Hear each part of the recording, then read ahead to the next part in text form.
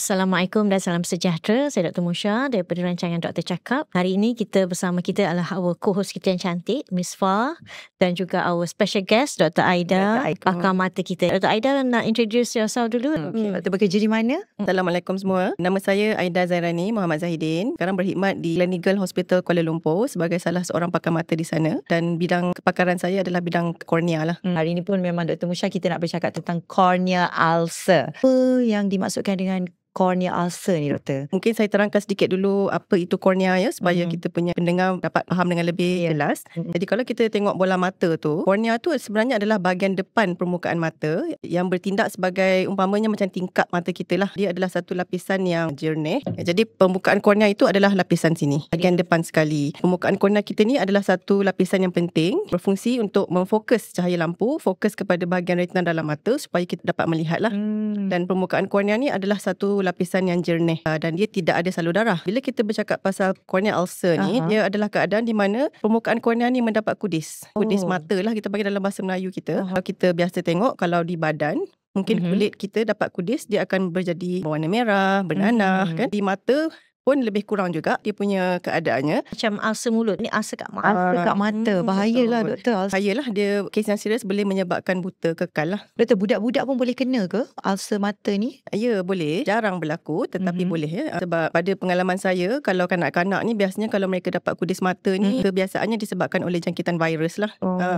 Dan juga kalau pesakit ada risiko, umpamanya kadang-kadang kanak-kanak ada yang bulu mata mereka tu tumbuh mencucuk mata mereka, mereka boleh mendapat luka. Sebenarnya salah satu faktor kenapa boleh dapat kudis mata tu adalah bila permukaan kornea kita tu, kulit kita ni dapat luka lah. Bila ada luka, kuman boleh masuk. Dia macam mulut lah doktor. Kena ulcer kadang-kadang tergosok gigi, tertonyol lebih kan. Berdarah kena ulcer. Macam tu juga dengan mata. Ya, mata pun risiko untuk dapat kudis mata ni adalah sebenarnya kecederaan lah. Sebab kulit kornea kita ni, dia lapisan kulit macam kulit badan kita. Lapisan kulit tu dia bertindak sebagai satu protective layer kan.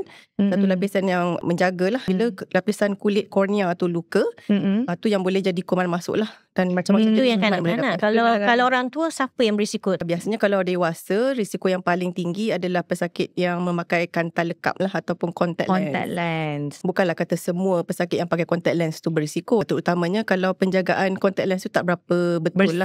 Betul. Yang tu yang penting sebenarnya. So, Aida cuba huraikan sikit apa doktor, contact lens, jenis-jenis yang menyebabkan risiko tu tinggi. Bila pesakit memakai contact lens, memanglah contact lens ni membantu kan kita untuk melihat. Dengan tanpa pakai cermin mata kita dapat melihat. Tapi bila pakai contact lens, penjagaan kena betul lah.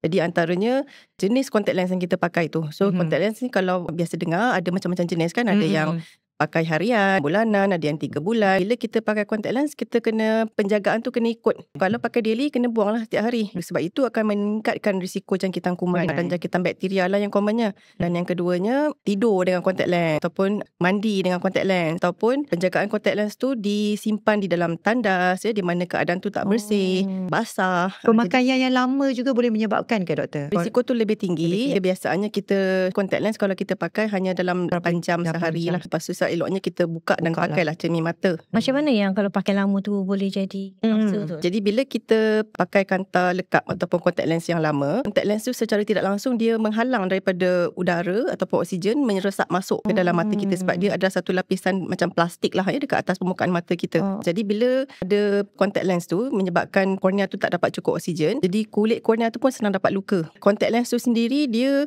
adalah satu benda asing kan di atas permukaan mata. Bila kita berkelip kan, dia pun bergerak-gerak jugalah. Dia akan ada geseran-geseran pada permukaan kornea kita, dan tu boleh menyebabkan luka lah. Dan bila ada luka, itulah dia kuman boleh masuk.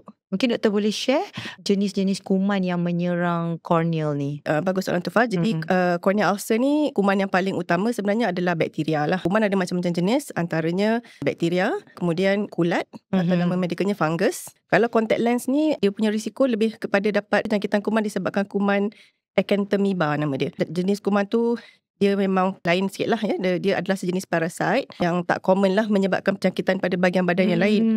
Dan terakhirnya adalah virus lah. Jadi virus juga boleh menyebabkan kudis mata. Tiap-tiap jenis kuman ni dia punya appearance kudis mata tu lain lah. Biasanya pakar mata yang merawat boleh kesan lah daripada pemeriksaan doktor mata. InsyaAllah dia boleh sedikit sebanyak kenal pastilah Dia ada apa ciri-ciri kumannya. Doktor, biasanya kalau macam tahap mana dia boleh, corneal ulcer ni dia boleh jejaskan vision seseorang tu doktor? Tadi kan saya bagi tahu kornea tu adalah satu lapisan permukaan yang jernih kan. Kornea tu kita boleh bagikan kepada bahagian tengah, bahagian tepi dan bahagian luar lah. Kalau kudis mata tu terjadi pada bahagian tengah kornea, dia akan menghalang lah cahaya lampu daripada masuk ke dalam mata dan akan menjejaskan penglihatan. Tapi kalau kata kudis mata tu berlaku pada bahagian tepi, risiko untuk dia menjejaskan penglihatan tu kurang lah. Bergantung pada lokasi kudis tu lah dekat mana. Betul. Doktor ada cerita tu pasal duration kan, berapa lama pakai. Kan sekarang orang pakai contact lens apa tu, yang warna-warna tu. Contact lens warna tu kan untuk cantik. Doktor kan walaupun tak rabun. Doktor Aida ulas sikit yang Mungkin Doktor Aida boleh ulas. Bagus ke doktor nak cantik pakai contact lens ni? Okey, memang ada risiko lah. Bila pakai contact lens macam saya cakap tadi, bila pakai contact lens dia secara tidak langsung menyebabkan oksigen kurang masuk ke mata. Untuk cantik, warna nampaklah cantik. Tapi kalau penjagaan tak betul ataupun mereka ni beli contact lens tu daripada supplier yang tak betul. Saya pernah dapat pengalaman pesakit beli daripada pasar malam. Mendapat kudis ulcer yang sangat teruk ya, sampai memang kudis yang sangat besar sampai kita perlu buat pemindahan kornea lah. Kornea transplant. Pemindahan kornea. Betul. Tapi adakah yang colour contact lens tu lebih bahaya daripada contact lens yang tak Yang tak ada colour tu doktor? Pendapat saya sama sahaja Sama sahaja. sebab materialnya almost similar. Cuma penjagaan lah. Mungkinlah juga yang colour tu actually menyebabkan contact lens tu ada warna, dia ada letak pigment kan pada contact lens tu. Lebih bahaya lah sebenarnya doktor. Kemungkinan lah. Maksudnya kena beli daripada tempat yang bertauliah. Tempat yang bertauliah. Itu yang paling penting. Beli Kedai daripada mata lah, kedai cermin mata lah. yang janganlah beli Pasar online, semua online. pasar malam semua tu saya tak recommend lah. Tanda-tanda. Especially tanda awal kan. Kita Tanda elak awal. benda tu jadi teruk. Tanda-tanda ya. Jadi sebelum kita cerita pasal tanda-tanda, just nak share jugalah kepada pendengar kita. Tadi kita cerita pasal contact lens ya, tapi sebenarnya kudis mata ni pun boleh terjadi pada pesakit yang dapat kecederaan. Jadi contohnya mata tu tercucuk jari ke, tercucuk dengan menyapu sampah termasuk habuk ke rumput ke daun ke, itu pun jadi satu risiko untuk dapat Boleh jangkitan menyebabkan kuman jugalah. Kalau kena berdasing-berdasing seperti itu, mereka dapat kudis tu lebih kepada jenis kulat, cornea ulcer jenis kulat. Kalau cerita pasal tanda-tanda, biasanya Apa beza kulat, bakteria semua-semua tu yang mana lagi bahaya? Kenapa pentingnya nak tahu benda tu? sebab rawatannya berbeza. Kalau kumannya bakteria, rawatannya ubat titis antibiotik. Kalau kumannya adalah fungus, ubat titisnya adalah antifungus disebabkan oleh virus. Mungkin ada ubat makan antivirus Yang mana lagi bahaya Taida? Yang paling bahaya doktor antara kuman-kuman tu? Pada pendapat saya antara semua pun bahaya, tapi antaranya yang paling cepat melarat dan sukar dirawat adalah fungus lah, kulat. Nak kata cepat melarat, dia pun slow growing juga, cuma dia susah nak hilang. Proses penyembuhan dia agak lambat. Betul. Jadi kalau kuman bakteria tu progress cepat. So kalau macam contact lens ni, biasanya bakterianya adalah kita panggil gram negatif bacillus, namanya Pseudomonas. Jadi kalau Pseudomonas, Nama bakteria lah tu. kalau kuman Pseudomonas ni, dia punya progression akan mungkin sangat cepat. Dalam masa beberapa hari saja, kalau tak dirawat, sampai boleh dapat bocor lah kornea tu. Kornea tu menyebabkan jangkitan. Kalau lapisan kornea kita ni nipis je ya. Dia hanya dalam 540 mikrometer ketebalan kornea kita ni tu, tak sampai berapa tu, tak sampai 1 milimeter. Jadi bila ada jangkitan kuman tu boleh menyebabkan dia hancur, cair dan bocor lah. Doktor, macam penyakit TB mata, dia berkaitan dengan cornea ulcer juga ke? TB mata tu tak sama. TB biasanya kalau dekat mata, dia lebih kepada menyebabkan keradangan lah. Dia lebih pada bahagian dalam bola mata. Pada bahagian depan, pada bahagian belakang bola mata. Pada kornea tu, TB tu jarang lah. Saya setakat pengalaman saya ni, saya ambil sampel daripada mata tu, tak pernah lagi lah dapat TB mata pada kornea. Pada dalam mata ada, tapi bukan pada lapisan. Yang tanda-tanda tadi Dr. Aida tak habis cerita lagi. Tanda-tandanya antaranya mata tu menjadi merah ya, sakit, berair mata, penglihatan jadi bertambah tak nampak. Kalau pesakit ada risiko seperti kita cakap tadi, pesakit yang memakai contact lens ataupun ada kecederaan mata dan mereka ada simptom-simptom yang saya cakap ni, jangan berlengah lah. Eloknya pergi berjumpa dengan pakar mata. Eloknya memang jumpa pakar mata sebab kita ada alat khas kita yang kita boleh tengok mata. Kalau pergi kepada klinik biasa atau mereka mungkin tak ada alat-alat. Golongan yang paling berisiko doktor? Golongan yang paling berisiko yang kita cakap tadi lah ya, pemakaian contact lens. Yang selainnya orang yang berpenyakit macam penyakit ya, betul. kencing manis. Betul. Penyakit Dia kencing manis berisiko mendapat kudis mata tu, tetapi bukanlah kata tiba-tiba jadi kudis ya. Biasanya ada sebab ada luka lah. Tapi pesakit kencing manis, pesakit yang imuniti badannya mereka Rendah. sikit, ataupun keadaan kelopak mata mereka tak normal. Kalau kita rawat, kata rawat antibiotik semua kan, memang boleh sembuh sepenuhnya tak? Ya. InsyaAllah kalau kita dapat kesan awal dan kita dapat bagi rawatan awal, insyaAllah memang boleh Ada pesakit saya yang boleh recover balik penglihatan mereka. Again bergantung pada di mana kudis mata tu lah. Jadi kalau kudis mata tu dekat bahagian tengah-tengah mata, walaupun mereka dapat rawatan yang awal dan kita dapat rawat jangkitan kuman tu, dia akan meninggalkan parut dalam badan kita kan. Macam kat kulit kita dapat luka ke, kita dapat Ada parut. dia akan ada parut. Awal-awal dia warna merah kat kulit, lama-lama dia jadi hitam kan. Kalau dalam Dekat mata, doktor, dia jadi warna putih. dan dia boleh nampak lah. Ya. Walaupun yang boleh nampak, tapi dia tak, patient dah tak boleh lihat dah. Dia boleh menyebabkan buta juga doktor kalau kita tak rawat benda ni. Betul. Macam lambat ke rawatan, dapatkan rawatan. Bila dia di parut, Cahaya lampu tak boleh nak tembus lah Mas. Jadi pesakit tak boleh nak nampak tak lah. nampak. Dia bukan macam kulit. Kalau luka kat kulit dia cantik kan. Kat kornea tu dia lain. Bahaya. Tu doktor ada cerita tu. Bukan kata tak boleh reverse tu, tak lah. Maksudnya macam saya cakap tadi, antara rawatannya kalau dah berparut ataupun kalau jangkitan kuman tu memang kita tak boleh nak rawat dengan ubatan, kita kena buat pemindahan kornea lah. Kornea transplant namanya. Pernah dengar tak cornea transplant? Tak pernah dengar doktor. Doktor boleh explain? Ada pesakit kata, boleh tak kalau buah pinggang boleh dipindahkan, mata boleh pindahkan? Ada pesakit sebenarnya dalam keadaan peringkat dah tak nampak. Contohnya untuk apa-apa penyakit. Nanti pesakit katanya, pemindahan mata boleh tak? Soalan yang baik. Ya Allah jadikan mata kita ni sangat-sangat unik kan. Dia sangat kompleks je. Walaupun dia kecil saja, biji mata kita ni 24 cm je lebih kurang. Tetapi setiap struktur mata ni sangat penting. Jadi setakat ini pengalaman dan pengetahuan saya memang tak adalah kita boleh transplant sebiji bola mata orang ni, ambil daripada mata orang lain, sebiji mata tu bagi ke orang lain. Disebabkan mata kita ni satunya tadi, setiap struktur mata tu penting. Dan penting sekali adalah urat mata kita lah. Mata kita ni di dalam bola mata tu adalah lapisan retina yang bertindak sebagai lapisan saraf yang menerima maklumat cahaya lampu yang masuk dalam mata kita. Dan maklumat tu dibawa melalui urat mata pergi ke otak. Jadi kita tak boleh lagi nak transplant mata tu dan sambung urat mata tu, nak sambung kepada urat mata orang lain, tak boleh. Setakat ni seluruh bola biji mata nak tukar tak adalah. Tetapi yang boleh ditukar adalah kita panggil pemindahan kornea ataupun kornea transplant. Di mana yang kita tukar adalah lapisan paling depan ni lah. Rasa kalau tak sembuh lah. Sebenarnya ada macam-macam sebab lah kenapa kita boleh buat ataupun pesakit perlukan kornea, pemindahan kornea ni.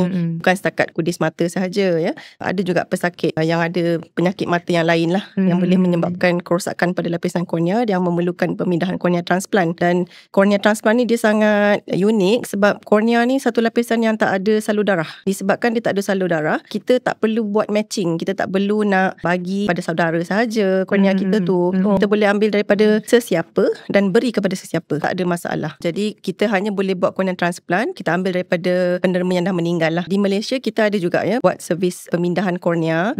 Cumanya di Malaysia ni mungkin awareness tu kurang, masih kurang, agak kurang. Jadi tak ramai penderma yang pledge untuk nak menderma organ mereka. Kalau di Malaysia, penderma organ Malaysia biasanya akan diguna di hospital-hospital kerajaan lah. Dan memandangkan tak cukup, kita akan guna daripada bank mata dari luar negara. Pot daripada luar lah doktor. Ya, Tapi pemindahan kornea ni bukan macam buah pinggang, dia boleh pindah daripada orang yang sihat kepada orang yang sakit kan. Tapi yang kornea ni kita tak boleh ambil daripada orang yang hidup. Orang kata bulu mata palsu tu pun boleh menyebabkan kecederaan, betul? Advice doktor macam mana? Eyelash extension kan? Masa tak pakai dah. Yang bulu mata palsu tu orang pakai eyelash semua. Yang memang kekal. Yang 3 month, every 3 month kena tukar. Macam mana tu doktor kalau bagi pandangan bahaya doktor? Bahaya tak doktor? Jadi mengikut pengalaman saya, memang ada risiko boleh dapat ya kudis mata. Sebab bila pakai eyelash extension, biasanya mereka perlu letak sejenis chemical lah kan, gum ke ataupun sejenis solution untuk nak pasang dan bersihkan eyelash tu dan nak cabut dan sebagainya. Jadi chemical tu kadang-kadang boleh menyebabkan luka pada kornea ataupun mild chemical injury lah kita panggil. Bila dapat chemical injury tu yang boleh menjadi satu risiko dapat kudis mata lah. Advice doktor, better tak payah lah Nak kata tak payah susah lah kot Kena hati-hati Hati-hatilah. Tapi untuk cantik doktor, zaman sekarang ni kita semua nak cantik. Nak bangun-bangun pagi terus cantik, eyelash extension dah cantik, bangun-bangun cantik kan doktor Musha? Kalau pandai pakai, kena pandai jagalah. Hygiene tu penting lah doktor. Mitos yang selalu Dr. Aida dengar yang doktor rasa macam, saya rasa saya nak betulkan mitos tu. Anything about bidang Dr. Aida lah. Jadi kudis mata ni sebenarnya dia tak menjangkit. Dia bukanlah macam orang dapat sakit mata merah tu. Yang itu memang menjangkit. Yang itu biasanya disebabkan oleh virus, mudah menjangkit. Tetapi kudis mata taklah kata orang ni dapat kudis mata terus pergi kat mata orang sana. Tidak. Kuman tu taklah senang-senang je nak terbang melalui udara. Tapi dia boleh berjangkit tak doktor? Tidak. Mitos yang dengar-dengar cakap kudis mata ni boleh berjangkit? Tak lah. Tidak. Mungkin saya boleh cerita sedikit lah secara ringkasnya pemindahan kornea ni. Kornea ni bunyi macam senang je, kornea. Tetapi dan layernya, dia punya permukaan pun kita kata tadi 540 mikron saja lebih kurang. Tetapi kornea tu sebenarnya dia ada banyak layer. Ada 5 lapisan. Setiap layer kornea tu sangat penting. Tetapi yang paling penting mungkin saya boleh cakap adalah lapisan paling luar, lapisan kulit luar tadi, dan lapisan paling dalam, iaitu lapisan endotelium. Jadi bila kita buat pemindahan kornea ni, kita boleh tukar sama ada seluruh kelima-lima lapisan kornea itu, atau kita boleh tukar bahagian outermost, bahagian depan sekali, atau bahagian dalam sekali. Boleh ikut lapisan. Betul. Bergantung kepada penyebab memerlukan pemindahan kornea tu lah. Kalau macam kudis mata ataupun parut, yang itu mungkin kita akan buat kornea transplant yang kita buang seluruh lapisan kornea. Betul lah soalan. Dekat Malaysia banyak tak kes pemindahan kornea ni? Pemindahan kornea ni dia taklah se-common katarak. Katarak tu memang sangat common ya, pemindahan yang memang semua pakar mata boleh buat. Alhamdulillah lah, pemindahan kornea ni bukanlah sesuatu operation yang kita perlu buat selalu. Kornea tisu pun tak senang nak dapat. Bergantung kepada center, macam mungkin di hospital kerajaan, saya rasa on average mereka buat probably dalam 60 kes setahun ataupun lebih kornea transplant lah. Tak semua hospital ada kepakaran kornea. Kalau di Malaysia ni, kalau hospital kerajaan, centernya adalah di Hospital Sungai Buloh ataupun Hospital Kuala Lumpur, di hospital yang under KKM lah, dan hospital university pun ada buat juga ya kornea transplant. Contohnya di Hospital Chancellor Tuanku Muhriz di Ceras, Hospital UM, dan tak silap saya Hospital USM juga ada buat kornea transplant. Kalau pergi buat dekat private, kos dia agak tinggi lah doktor. Sebab macam saya ceritakan tadi, di Malaysia ni kita tak ramai penderma organ, jadi kebanyakan doktor pakar kornea mata di private center memang kita kena dapatkan kornea dari luar. Jadi walaupun kornea tu namanya dapat daripada penderma organ, orang yang menderma tu tak dapat duit pun kan. Tetapi bank mata yang proses kornea tu kena ada kos lah, sebab dia kena ada orang yang digajikan untuk nak buat kerja. Lepas tu kornea tisu tu kena naik kapal terbang datang ke Malaysia. So semua tu melibatkan kos. Mungkin doktor ada nasihat untuk penonton kita? Jadi macam kita cerita daripada awal tadi, antara risiko yang penting adalah pemakaian contact lens, pemakaian kanta lekap. Jadi saya nak nasihatkan kepada pendengar ataupun penonton yang memakai contact lens, ikutlah guideline pemakaian contact lens yang bagus penjagaan tu kena bagus, beli daripada reputable kedai cermin mata yang bertauliah, dan kalau pakai buang harus ikut dia punya kadar masa lah. Dan lupa kita nak cakap lagi satu yang penting, casing contact lens tu pun kena ditukar ya. Saya pernah dapat pesakit contact lens dalam tukar, tapi casing pakai yang sama berbulan-bulan. Dia solution tu menjadi satu sumber pembiakan kuman. Jadi tiap-tiap kali you change your contact lens, casing pun kena dibuang lah ya. Buang terus. Dan pernah juga saya dengar contact lens, pesakit yang memakai contact lens ni, contact lens kadang-kadang tu dia orang pakai mata kering, contact lens terkeluar terjatuh. Ada yang cuci dengan air pipe, ada yang lagi tak senonoh pakai air leo, lepas tu masuk balik dalam mata. Itu semua menaikkan risiko untuk kena kudis mata. Pesanan penting tu, dengar nasihat doktor tu korang. Aida, Dr. Aida, penerangan yang sangat jelas, banyak info yang kita dapat. So untuk para penonton semua, bagi siapa-siapa yang ada cadangan ataupun ada pertanyaan yang nak tanya, korang boleh naikkan komen di ruangan komen. Jangan lupa untuk like, subscribe and share video ni, okay? Anda tanya, doktor cakap.